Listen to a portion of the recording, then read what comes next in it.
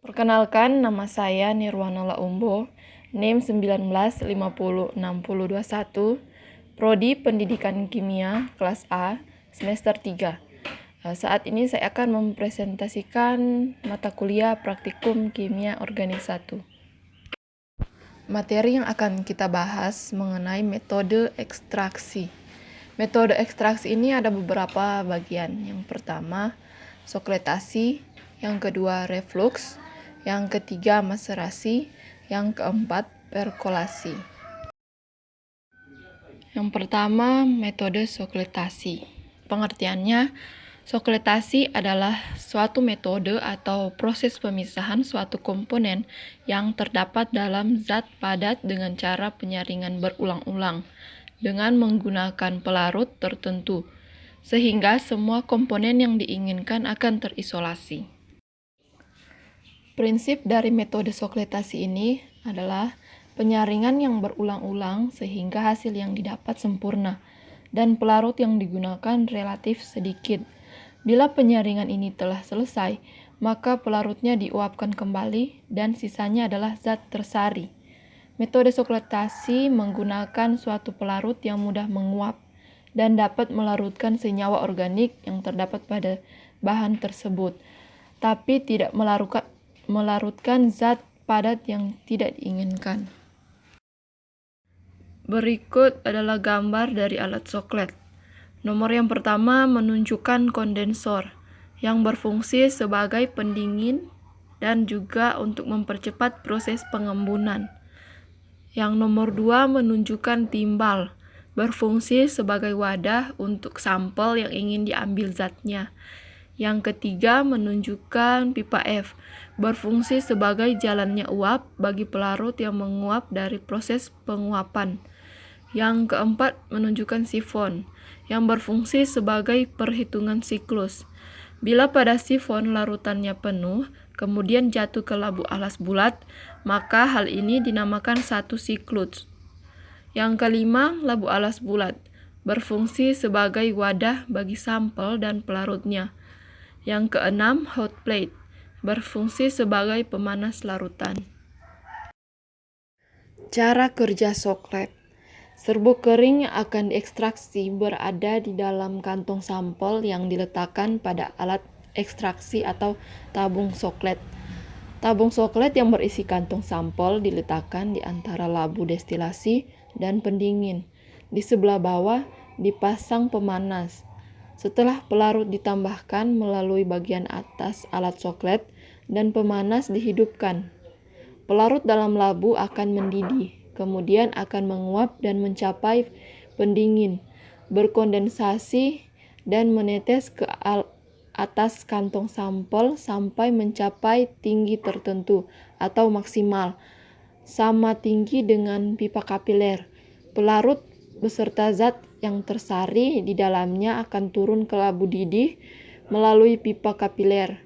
Pelarut beserta zat yang tersari pada labu didih akan menguap lagi dan peristiwa ini akan terjadi berulang-ulang sampai seluruh zat yang ada dalam sampel tersari sempurna, ditandai dengan pelarut yang turun melewati pipa kapiler, tidak berwarna dan dapat diperiksa dengan reaksi yang cocok.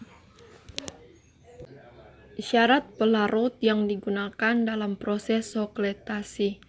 Yang pertama, pelarut yang mudah menguap. Yang kedua, titik didih pelarut rendah. Yang ketiga, pelarut tidak melarutkan senyawa yang diinginkan. Yang keempat, pelarut terbaik untuk bahan yang akan diekstraksi. Yang kelima, pelarut tersebut akan terpisah dengan cepat setelah pengocokan. Keenam, sifat sesuai dengan senyawa yang akan diisolasi, polar atau non-polar. Sokletasi memiliki kelebihan dan kelemahan. Kelebihan dari sokletasi itu yang pertama, sampel diekstraksi dengan sempurna karena dilakukan berulang-ulang. Kedua, jumlah pelarut yang digunakan sedikit. Ketiga, proses sokletasi berlangsung cepat. Yang keempat, jumlah sampel yang diperlukan sedikit. 5. Pelarut organik dapat mengambil senyawa organik berulang kali. Kelemahan sokletasi. Yang pertama, tidak baik dipakai untuk mengekstraksi bahan-bahan tumbuhan yang mudah rusak atau senyawa-senyawa yang tidak tahan panas, karena akan terjadi penguraian. Yang kedua, harus dilakukan identifikasi setelah penyarian. Yang ketiga, pelarut yang digunakan mempunyai titik didih rendah, sehingga mudah menguap. Metode ekstraksi yang kedua adalah reflux.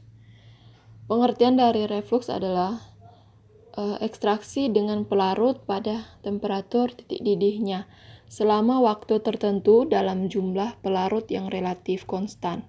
Dengan adanya pendinginan balik, ekstraksi reflux pada dasarnya adalah ekstraksi berkesinambungan. Prinsip dari metode reflux adalah pelarut volatil yang digunakan akan menguap pada suhu tinggi. Kemudian akan didinginkan dengan kondensor sehingga pelarut yang tadinya dalam bentuk uap akan mengembun pada kondensor dan turun lagi ke dalam wadah reaksi sehingga pelarut akan tetap ada selama reaksi berlangsung. Berikut adalah gambar dari alat reflux. Yang pertama menunjukkan kondensor, yang kedua labu lemak, yang ketiga mantel pemanas, yang keempat pelarut, yang kelima batu didih. Cara kerja pada rangkaian reflux ini terjadi 4 proses, yaitu proses heating, evaporating, cooling, dan kondensasi. Heating terjadi pada saat sampel dan pelarut dipanaskan di labu didih. Evaporating, penguapan yang terjadi ketika mencapai titik didih dan berubah fase menjadi uap, yang kemudian uap tersebut masuk ke kondensor dalam. Cooling terjadi di dalam ember. Di dalam ember itu sudah ada es batu dan air, sehingga ketika menghidupkan pompa, air dingin akan mengalir dari bawah menuju kondensor luar, agar tidak ada turbulensi udara yang menghalangi dan agar air terisi penuh. Proses terakhir adalah kondensasi atau pengembunan, di mana terjadi perbedaan suhu antara kondensor dalam yang berisi uap panas dengan kondensor luar yang berisikan air dingin. Hal ini menyebabkan penurunan suhu dan perubahan fase dari sistem tersebut untuk menjadi liquid kembali. Metode reflux memiliki kelebihan dan kelemahan. Kelebihan dari metode reflux adalah digunakan untuk mengekstraksi sampel-sampel yang mempunyai tekstur kasar dan tahan pemanasan langsung. Kelemahannya membutuhkan volume total pelarut yang besar dan sejumlah manipulasi dari operator. Metode ekstraksi yang ketiga adalah maserasi. Maserasi merupakan cara ekstraksi yang paling sederhana dengan cara merendam serbuk simplicia menggunakan pelarut yang sesuai dan tanpa pemanasan. Prinsip maserasi adalah pengikatan atau pelarutan zat aktif berdasarkan sifat kelarutannya dalam suatu pelarut. Penyarian zat aktif yang dilakukan dengan cara merendam serbuk simplicia dalam cairan penyari yang sesuai selama 3 hari pada temperatur kamar, terlindung dari cahaya. Cairan penyari akan masuk ke dalam sel melewati dinding sel. Isi sel akan larut karena adanya perbedaan konsentrasi antara larutan di dalam sel dengan larutan di luar sel. Larutan yang konsentrasinya tinggi akan mendesak keluar dan diganti oleh cairan penyari dengan konsentrasi rendah. Peristiwa tersebut berulang sampai terjadi keseimbangan konsentrasi antara larutan di luar sel dan di dalam sel. Metode maserasi memiliki kelebihan dan kelemahan. Kelebihan dari ekstraksi dengan metode maserasi adalah yang pertama, unit alat yang dipakai sederhana, hanya dibutuhkan bejana perendam. Kedua, biaya operasionalnya relatif rendah. 3. Proses relatif hemat, penyari dan tanpa pemanasan. Kelemahan dari ekstraksi dengan metode maserasi adalah yang pertama, proses penyariannya tidak sempurna, karena zat aktif hanya mampu terekstraksi sebesar 50% saja. Kedua, Prosesnya lama dan butuh waktu beberapa hari. Metode ekstraksi yang terakhir adalah perkolasi.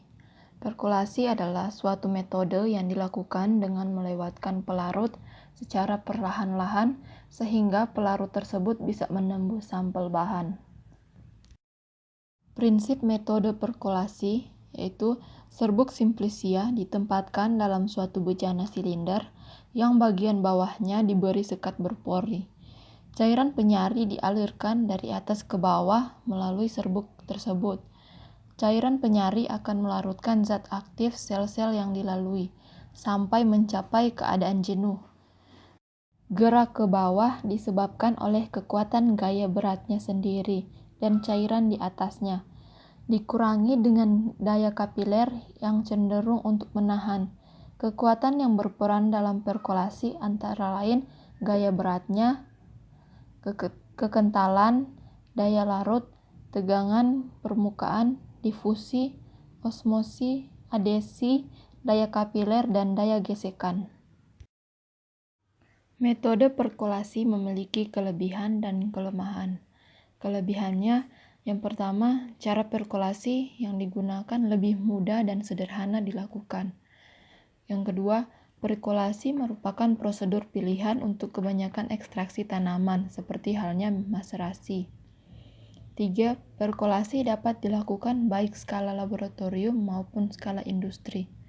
Kelemahan dari metode perkolasi adalah yang pertama, simplicia harus dibasahi terlebih sebelum dimasukkan ke dalam perkolator.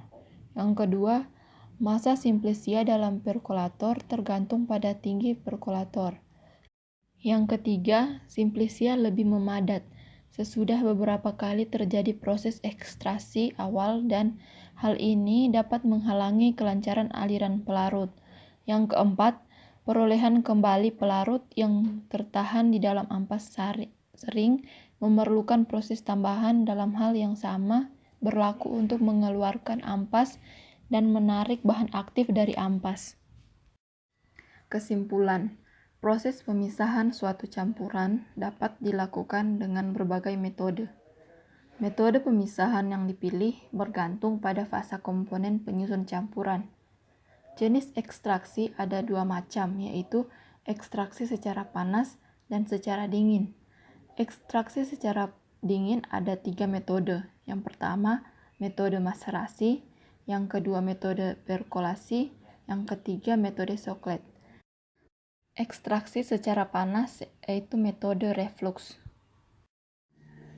Demikian pembahasan materi mengenai metode ekstraksi.